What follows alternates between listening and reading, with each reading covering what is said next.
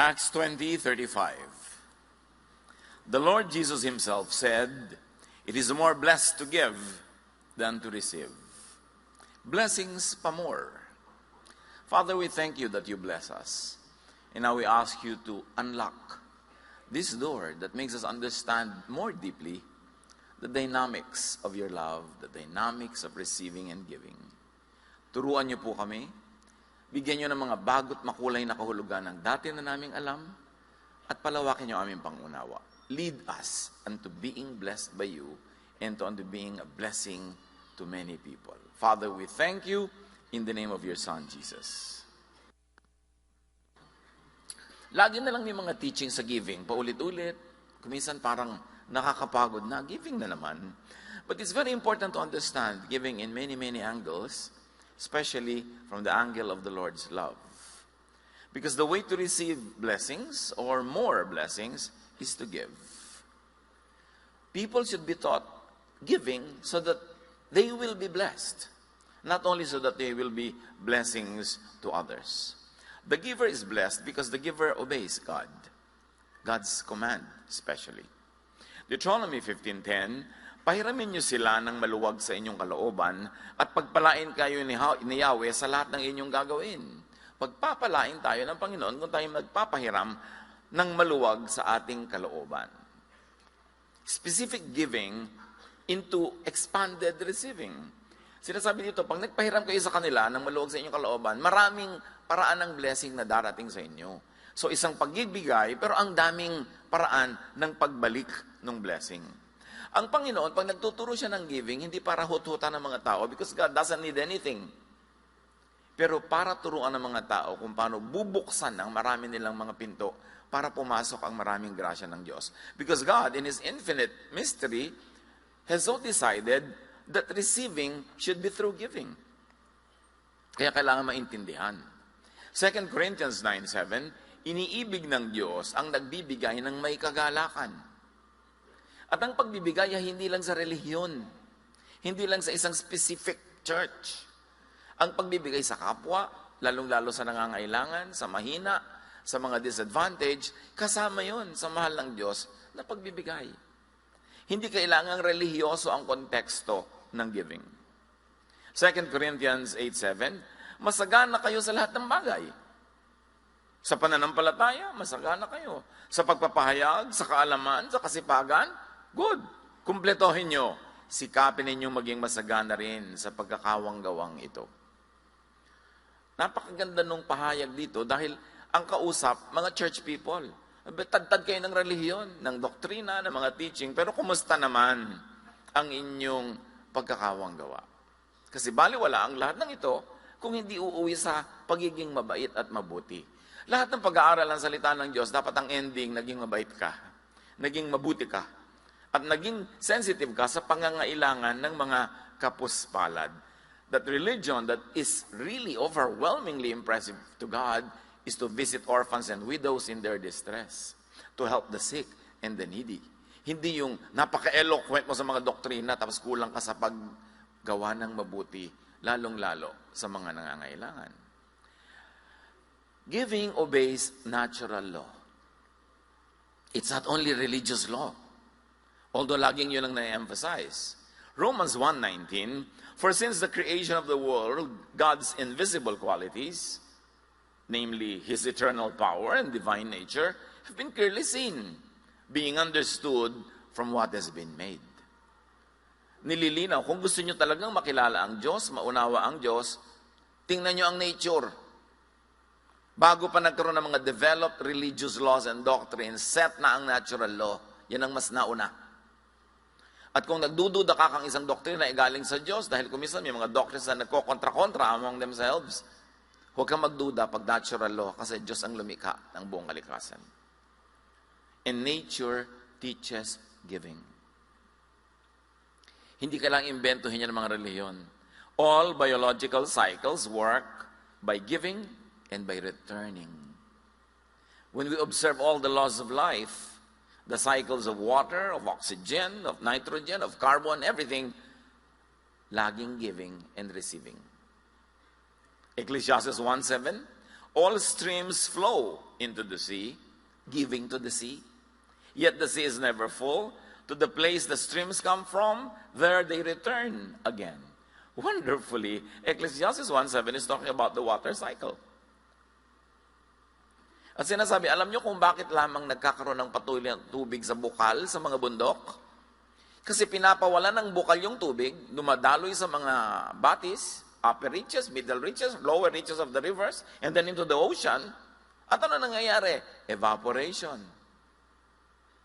At pag maraming nang nag-evaporate, condensation, and then uulan, mababasa uli ang mga bundok, kukuhanin ng mga ugat ng hayop, ng kahoy ang mga tubig, ilalagay sa ilalim ng lupa, lalabas uli sa mga bukal. Kung yung bukal naging madamot, sabi niya, bakit ko papawalan tong tubig ko? Tubig ko to, walang uulan. So it is in giving that the spring receives a replenishment of its fresh water supply.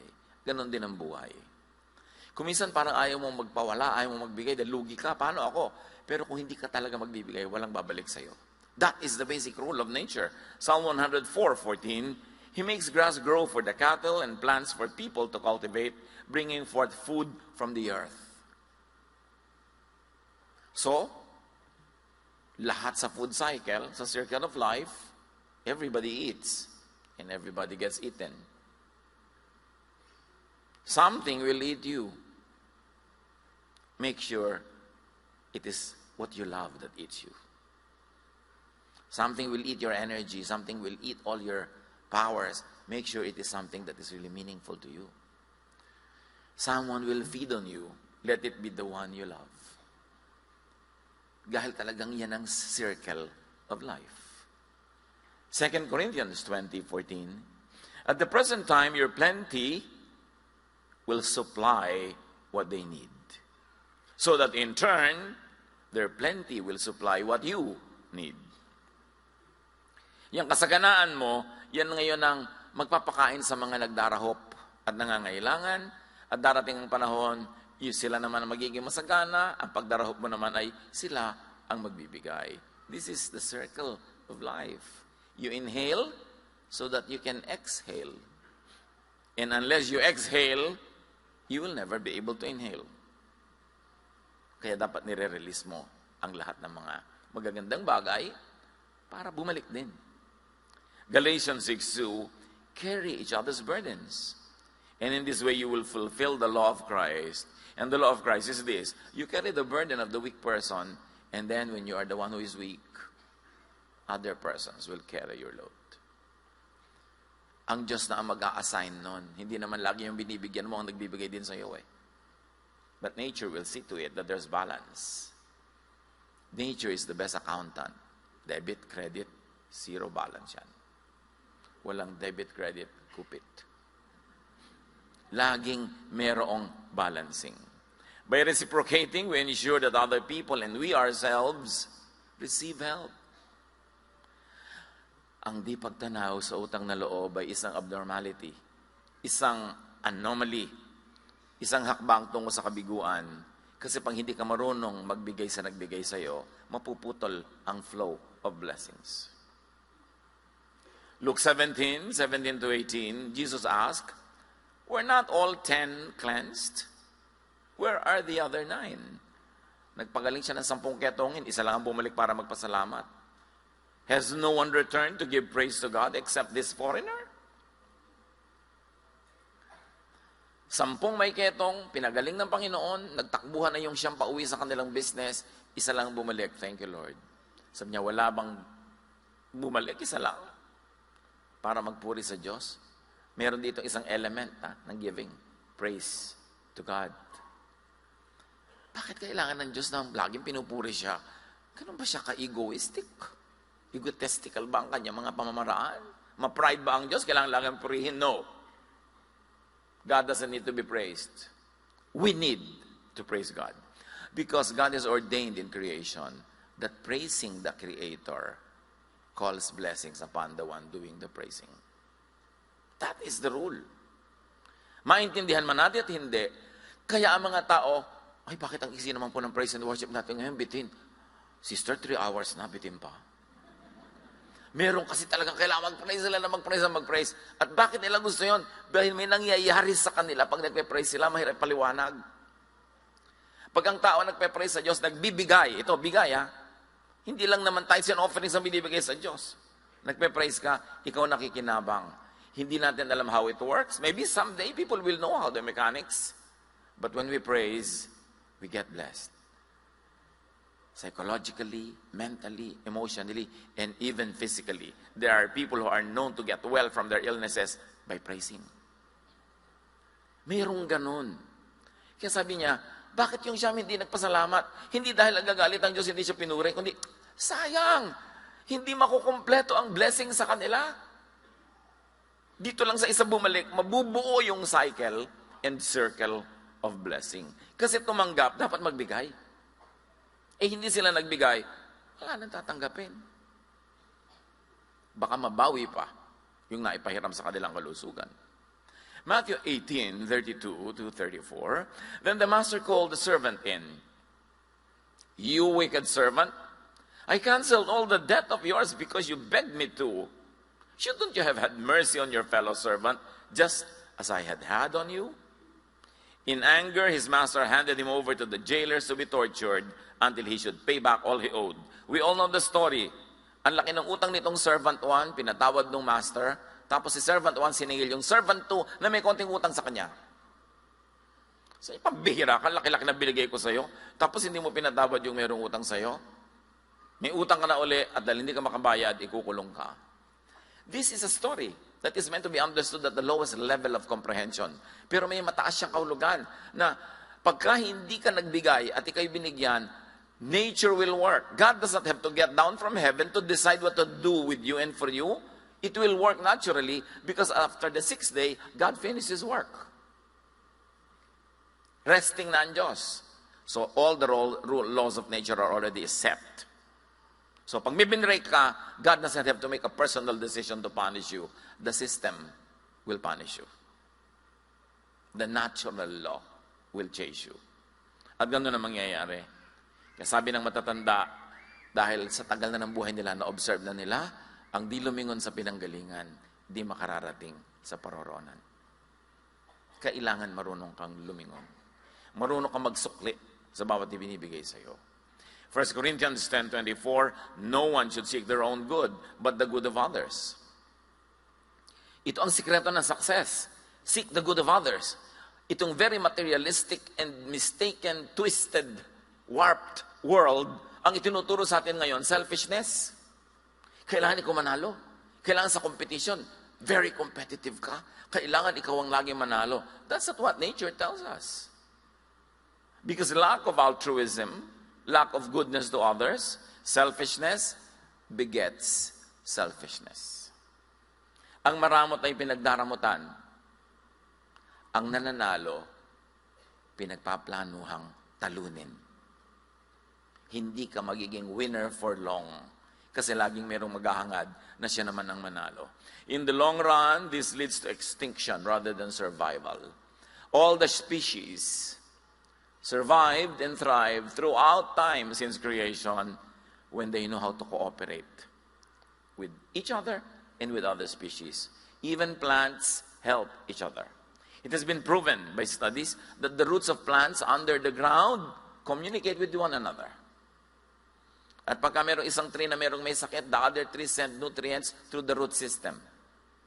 Nagtutulungan sila. That's how they survive. Kaya kahit sa mga biological relationships, iba yung mutualism, may commensalism, at pag may parasitism, somebody dies. May bulati ka sa tiyan mo, inubos niya ng inubos ang nutrient mo, binigyan ka pa ng sakit. Pag namatay ka, edi patay din siya. It is in cooperation that we will thrive. Kahit yung mga mundo ngayon, mga nations, all these countries, ang survival of the human race is in cooperation, not in competition. Kaya yung mga traders natin, may magandang policy, one town, one product. Biruin mo naman sa Laguna, kung lahat ng mga town dyan, ang product ay buko pie. Sino pang bibili nun? Lahat sila pare-pareho ng product. Kailangan may espasol naman doon. May sombrero dito, may bayong doon. Cooperation. Yung kulang ng isa, ikaw ang pupuno. Yung kulang mo, siya ang pupuno. And it is in cooperation that we thrive. tigil-tigilan yung sinungalingan ng competition. Because when you compete, your competitor will like to kill you. And one of these days, they will succeed. Samantala kung cooperative ka, napapakinabangan ka nila, bubuhayin ka nila. Or at least hindi ka nila papatayin. Ang Sodom, yung city of Sodom, winasak yan at pinasabog dahil sa kanilang selfishness and greed and unkindness. Ezekiel 16, 49-50, ipinapaliwan kung bakit tinupok ang Sodom. Now, this was the sin of your sister Sodom. She and her daughters were arrogant, overfed, and unconcerned. They did not help the poor and the needy. They were haughty and did detestable things before me. Therefore, I did away with them, as you have seen. The sin of Sodom was very inhospitable. They were very unkind to strangers. Psalm 107, 33-34, about Sodom. He turned rivers into a desert, flowing springs into thirsty ground, and fruitful land into a salt waste because of the wickedness of those who live there. And that was unkindness, as explained to us by Ezekiel. Hostility, violence to innocent, helpless foreigners. Acting selflessly ultimately leads to the propagation of the species.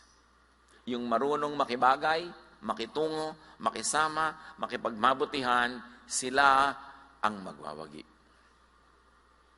The giver is blessed because the giver reflects God's image. Because the image of God is a giver, not a taker, not a one-way taker. God gives and God receives. What does God receive from us? Our worship, our devotion, our love. And if you like to say, our service. But God is all-sufficient. God doesn't need our service. But God, because He is so loving, takes it upon Himself na Siya ang umaako na nagkakautang pag may ginagawa tayong mabuti sa kapwa. Kaya tuloy, nabibigyan siya by giving to the needy, to others, to worthy causes. God participates in the circle of life of the giving and the receiving. He doesn't need to, but He chose to do so. To be involved with the lives of the people that He created. Hebrews 13:16. At huwag nating kaligtaan ang paggawa ng mabuti at ang pagtulong sa kapwa, sapagkat yan ang alay na kinalulugdan ng Diyos. Yun. Pwede natin gawin yun araw-araw, gumagawa ka ng mabuti sa kapwa. Kinalulugdan ng Diyos. Tinuturoan niyo ba ang mga anak niyo na, anak, itong baon mo, masarap na sandwich. Bakit po dalawa, maghanap ka ng classmate mo na walang baon at bigyan mo? Tinuturoan ba natin sila nito? O anak, ipakita mo ang ganda ng sandwich mo. Ang kapal ng palaman. At kagatin mo habang nakatingin sila. Yung ba ang itinuturo natin sa mga bata? We should train them in the art and science of giving. Early on. Pwede naman. Pwedeng pagka bumibili ka ng school supply, dalawa yung magandang payong. Humanap ka ng classmate mo na walang payong. Can you imagine what kind of life you will give to your child kung tinuturuan siya maging giver? You're setting up the child to be loved by so many. To be helped by so many. Dahil helpful siya. Pero kung ituturo mo, dapat ikaw lagi number one, kailangan matalo mo yung classmate mo, kailangan ikaw lagi a winner. Everyone will hate the winner. Who loves a winner? Yung nanay lang niya. So nga sabi, don't be number one. Number two is okay, number three is okay. Less enemies. Dahil ang pinakamatayog na puno ang tinatamaan ng kidlat. Even nature tells you that. Don't always be the tallest. It doesn't always pay. So the giver is blessed because the giver becomes God's channel of blessings. At sabi nga nung araw, nauso pa ang mga lutuan na may mga kalan na nakakauling dahil gumagamit ng firewood. Sabi na matatanda, may humahawak ba ng palayok na hindi nauulingan? So pagka ikaw gumagawa, nagsisilbi ka, nagagamit ka ng Panginoon, ikaw na muna ang malalagyan ng uling na blessing. 2 Corinthians 9:11, pasasaganain niya kayo sa lahat ng bagay upang mas marami ang inyong matutulungan. Kaya pala tayo pinapasagana ng Diyos para dumami ang kakaya natin magtumulong, hindi para solohin natin. Kaya pag ang dami mong blessings, sabi, teka, kahit anong arithmetic ang gawin ko, sobra-sobra, may pinapagawa sa iyo ang Diyos. May pinapatulungan siya sa iyo. Huwag mong solohin. Binibigyan ka ng chance to be a blessing. Paano po to? Kinita ko na to, sobra na to. Dadami pa lalo yan pag ipinapamigay mo sa tama. Sa tama. Yung malapit sa Panginoon. Una ka na nabigyan, kaya ka nakakapagbigay. Pag sinasabing lugi naman ako na lang lagi naglilibre, paano ka nakakapaglibre? Di ba dahil binigyan ka ng Diyos ng sobra? So una ka nang na-bless. So bakit mo ipipigilin ng sarili mong maging blessing sa iba? Kung nananalig ka na ang Diyos ay gising at buhay at alam ang nangyayari, ipapalugi ka ba niya dahil mabait ka? Sasabihin ba niya, pasensya ka, mabait ka. No. Lalo kanyang pagpapalain. At ang pagpapala na hindi laging monetary, hindi laging nabibilang na pera. Yung hindi ka lang nagkakasakit, daig mo pang mayaman. Magkano ang head transplant, aber? Biro mo, hindi nabasag yung ulo mo kahapon, buo pa ngayon, hindi mo kailangan ng head transplant, di daig mo pang mayaman. Yung inililigtas ka sa mga dilubyo, laking yaman na yun. Kung dinadagdagan ka pa materially, nabibilang mo pa, di lalo-lalo. The giver is blessed because actually, the giver receives. Luke 6:38, magbigay kayo at kayo bibigyan din. Hustong takal, siksik, liglig at umaapaw pang ibibigay sa inyo. Sapagat ang panukat na ginagamit nyo sa iba, ay siya rin ginagamit na panukat sa inyo. At bago tayo malito, ang pinag-uusapan dito ay pagbibigay ng patawad. It is forgiveness. That is the topic of this verse. It's not money, but forgiveness. But the specific meaning of forgiveness, as when you give, nabibigyan ka rin, can be expanded into a universal meaning that whatever you give away comes back to you. So pwede rin yun. Applied to financial wealth, sa pagbibigay mo ng time, ng talent, ng treasure to people, yun din ang ibabalik sa'yo. Ang kuripot magbigay, kuripot din ang tatanggapin. Pero ang generous magbigay, generous din ang tatanggapin. 2 Corinthians 9:6. Ang nagtatanim ng kakaunti ay aanin ng kakaunti. Di ba natural law yan? Agriculture. At ang nagtatanim ng marami ay aanin ng marami. Hindi lagi. Kung minsan yung ani mo hindi nagbunga, pero yung batting average mo, universally, this will apply. Luke 12-14, sinabi naman ni Jesus sa nag-anyaya sa kanya, kapag naghahanda ka ng isang salo-salo, huwag ang iyong mga kaibigan, mga kapatid, mga kamag-anak o mayayamang kapitbahay ang aanyayahan mo. Dahil aanyayahan ka rin nila. At sa gayon ay susuklian ang iyong ginawa. In other words, paid ka na. Subalit, kapag ikay maghahanda, anyayahan mo ang mga mahihirap, mga lumpo, mga pilay, at mga bulag. In other words, yung hindi makakabayad. They cannot repay you. Kapag ganito ang ginawa mo, pagpapalain ka. Dahil hindi man nila masuklian ang ginawa mo, ang Diyos ang magbibigay sa iyo ng gantimpala sa muling pagkabuhay ng mga matuwid. God pays. Bongaciously. Sobra-sobra ang mapapala mo. Magre-regalo ka sa mayaman, mamahalin ang regalo mo. Bakit? Ang dami na nga niya eh. Tapos pag mahirap, kalendaryo. Hindi na nga uso. May mga buwan, yung kailan bilog ang buwan, kailan ang 1/4 ng buwan. O kaya magbibigay ka ng tuwalya, may nakalagay, good morning. Ang nipis. Tapos pag mayaman ka lang, imported. Bakit? Kasi gusto mo, mabigyan ka rin nun. May mapapala ka kasi, nag-i-invest ka lang pala. Pagka mayayaman, ano na lang, thoughtful gifts, yung very thoughtful lang, pero hindi kailangan may economic value. Yung mga economic value, valuable, dun yung ibigay sa hindi maka-afford. Bakit? Kasi nakabantay ang Diyos sa tuusan. Alam niya ang pinagagagawa natin. At kung gusto ka ng Diyos pagpalain, may makakapigil ba sa Kanya? At kung ayaw kang pagpalain, may makakapilit ba? But again, God does not have to decide personally, specifically for every case.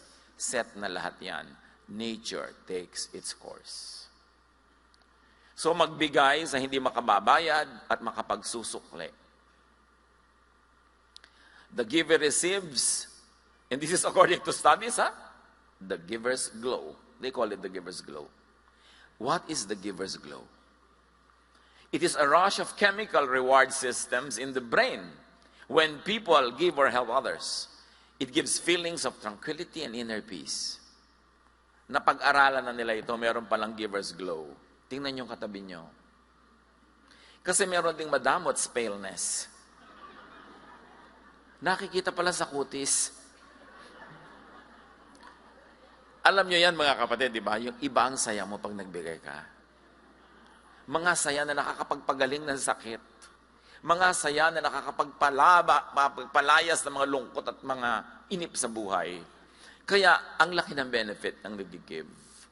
Helping others and being generous increases happiness. And from studies in health psychology, they say that receiving good has short-term happiness. But giving and doing good has long-term happiness.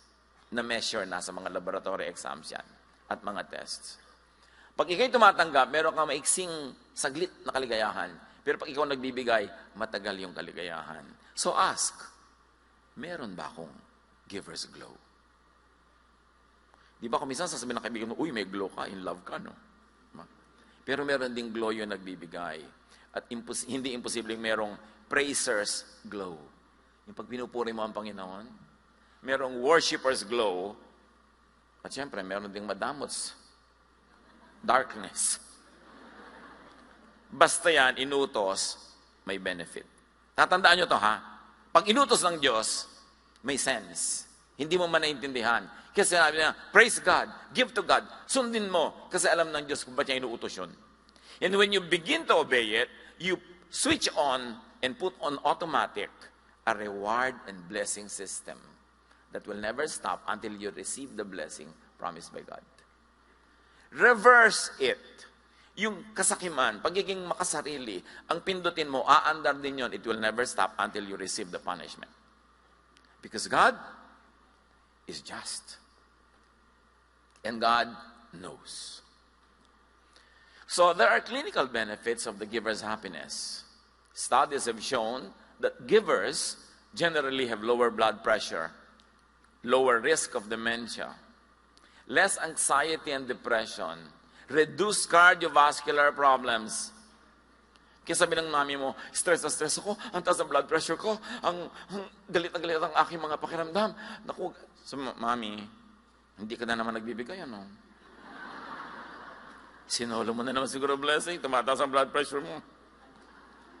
Huwag niyo naman gawin niya sa lahat ng nagkakaroon ng high blood pressure, no? Isa lang yan sa mga dahilan. Pero magandang suriin ang sarili. Mahirap palungkutin ang taong palabigay. Kasi siyang may control sa buhay niya. Ito yung gusto niya magbigay, pwede niyang gawin. Ang mahirap pasayahin yung taong gustong tumanggap. Kasi wala sa control niya kung tatanggap siya or not. Can you imagine, if your happiness is in receiving, you place your happiness in the hands of givers who are not under your control.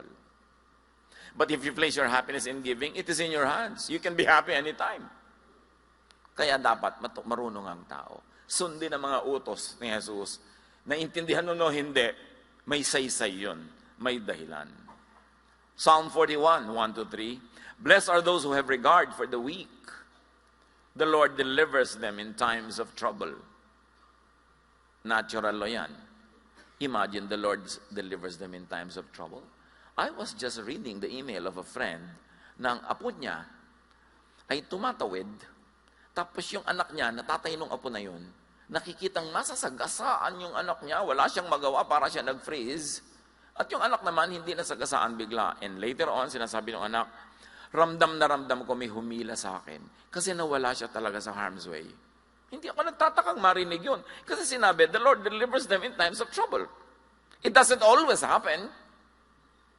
But it can happen the time you need it most. Sabi, blessed are those who have regard for the weak. The Lord delivers them in times of trouble. And many times, hindi natin alam na na-deliver tayo in times of trouble because we did not even know that there was trouble. And the Lord's mighty hand protects His people. Go on, verse 2, the Lord protects and preserves them, and they are counted among the blessed in the land. He does not give them over to the desires of their foes. Can you imagine? Alam ng Panginoon ang mga balak sa'yo ng mga kalaban mo, pero hindi niya pinapayagan matuloy. Mabait ka lang sa mga kapaspalad at mga kawawa. That is natural law. The Lord sustains them on their sick bed and restores them from all their bed of illnesses. Ang dami mga tao na magtataka ka, ang grabe-grabe ng sakit niya, pero bakit maganda yung aura? May itsura, inaayos. Meron pa akong kilala noon, mahirap sila. Kung anong ipayo ng doktor na dapat kainin, wala silang ibili. Mamaya yung dadalaw, yun ang dala-dala. Ang daming himala na nangyayari araw-araw. Napapansin man natin o hindi. The giver is made rich or richer. Proverbs 11:25, a generous person will prosper. Whoever refreshes others will be refreshed. Mga kapatid, tuwing malakas ang inyong katawan, merong kakayanan, meron kayong finances, meron kayong energy, be helpful. Huwag niyong sayangin ang bawat araw na kaya niyo na maging helper, imbes the recipient of that help.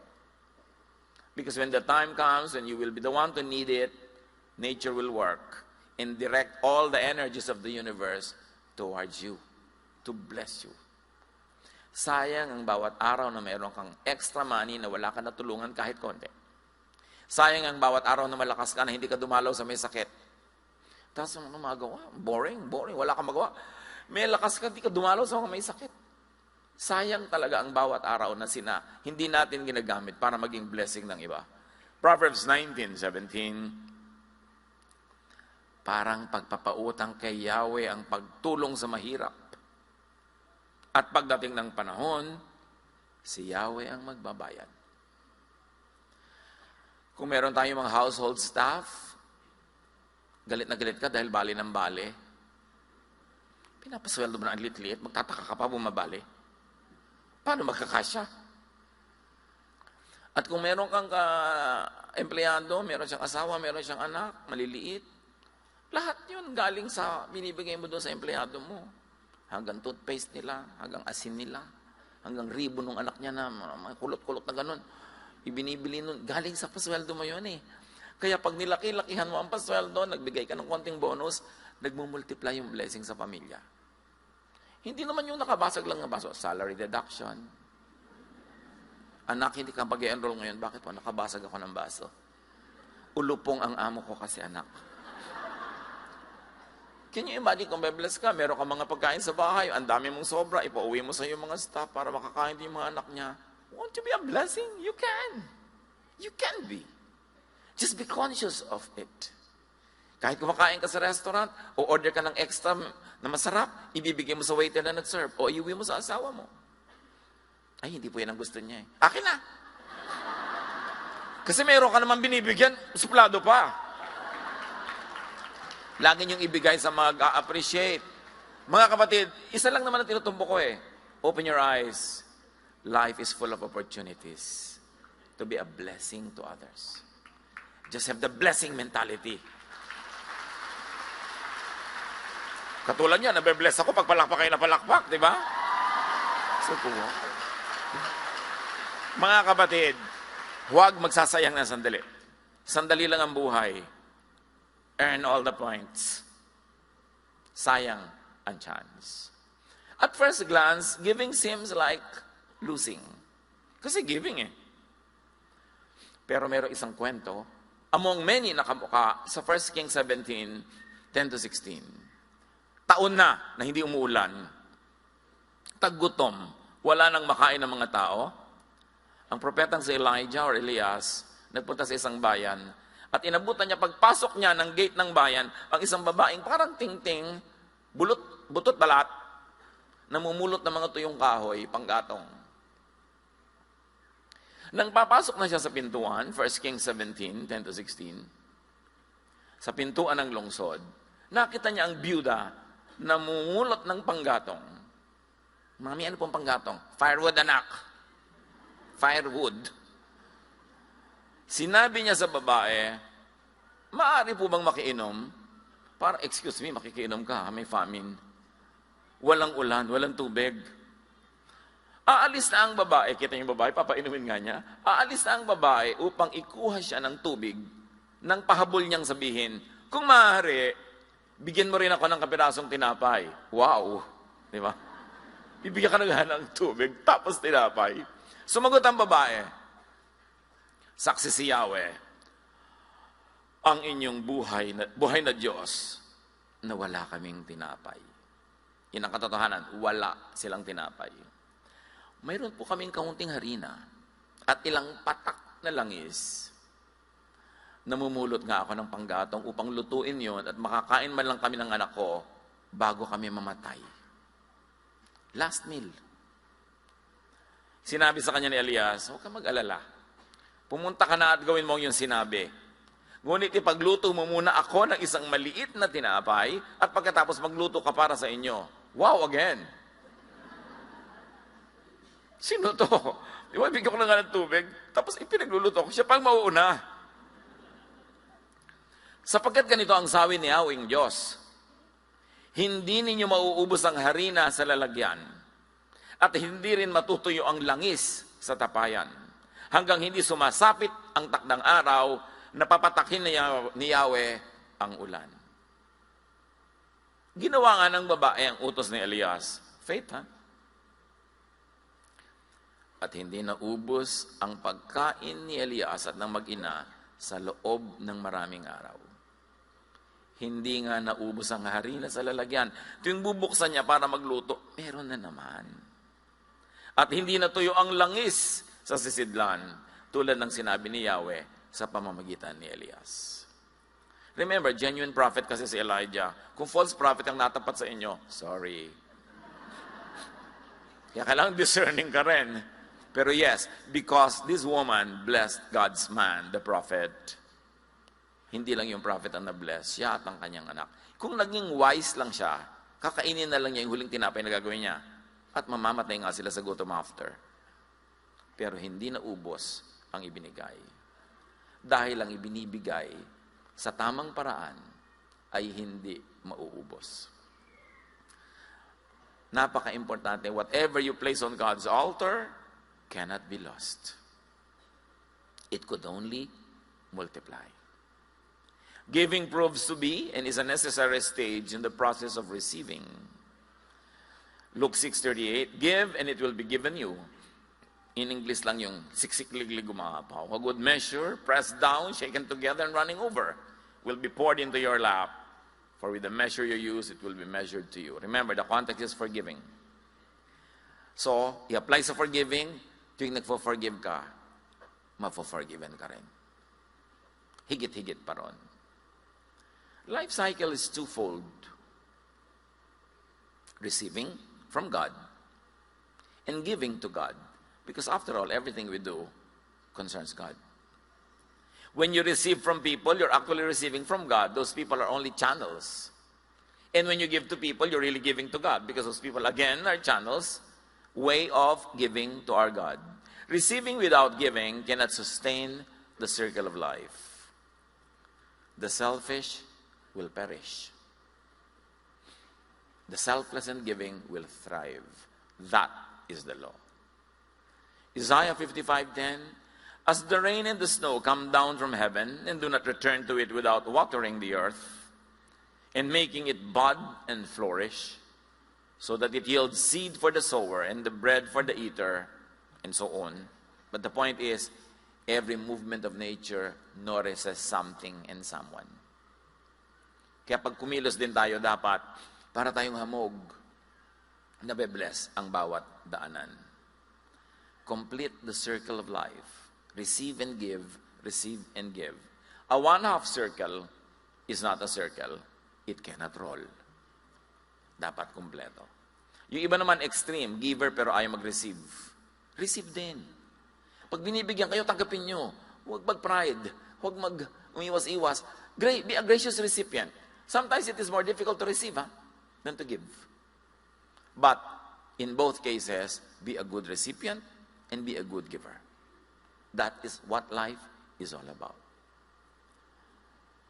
You keep only what you give away. And you lose what you selfishly try to keep.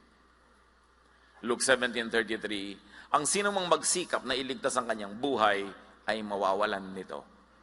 Ngunit ang sinamang mawalan ng kanyang buhay ay siyang makakapagligtas nito, lalo't ibinibigay natin sa Diyos. Panginoon, turuan niyo po kami. Ano nga ba ang relevance ito sa buhay namin, bawat isa sa amin? Open our eyes, O Lord, so we will be more sensitive to great opportunities to be givers. And also open our eyes to be gracious recipients. Tanggapin din namin, kasi kalooban nyo rin. Kayo rin ang nagbibigay, na kung tatanggihan namin what is genuinely and lovingly given to us, kayo ang tinatanggihan namin. Turuan nyo kami to be excellent in both giving and receiving. Pagbulay-bulayan natin ang mga personal na kahulugan nito sa ating mga buhay sa sandali ng pananahimik.